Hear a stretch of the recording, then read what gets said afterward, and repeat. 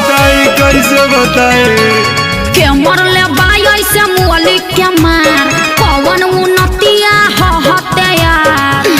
बोलो के मरले बाई ऐसे मुअली के मार कौन उन्नतिया हते यार अरे डरो करत रे आ गली में तोरा धरैनी रे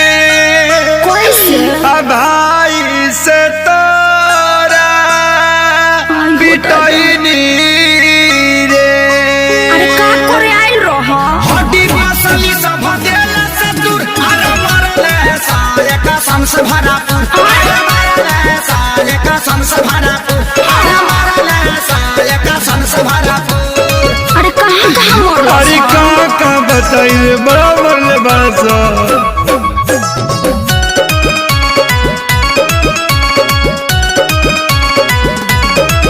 मुँह खोला होट बलेटवा खिया दी अब नया राजा हरदी पिया दी 45 मरद नहीं झरला पनु न दारा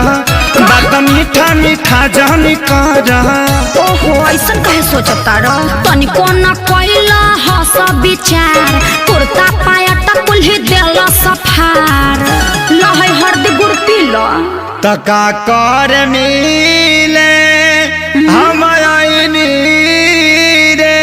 प्यार में गलती भारी कईनी रे चुप रहो सब ठीक हो जाई पूछा करू अब तू हर दिला गुड़ अरे मरले सारे का संस भरा अरे मरले सारे का संस भरा अरे मरले सारे का संस भरा अरे चुप रह चलो भोका माइस के सुई दिबा दी वो कौन सुई है दुख हरनी सुई अच्छा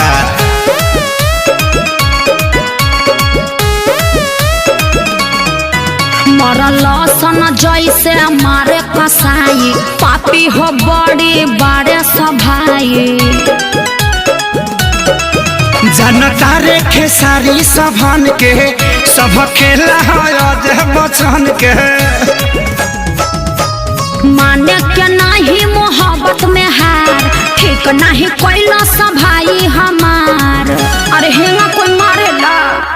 अरे इज्जत अपन हम लुटैनी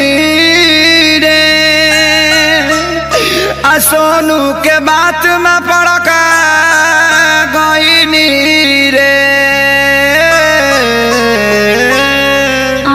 रहे के बायब तो तोरा से दूर अरे मरले सारे का संस भरा अच्छा चुप अरे रह मरले सारे का संस भरा अरे मरले सारे का संस भरा अरे बाप रे बाप दर्द होता अरे लावा हमार लाता के पाता साट दी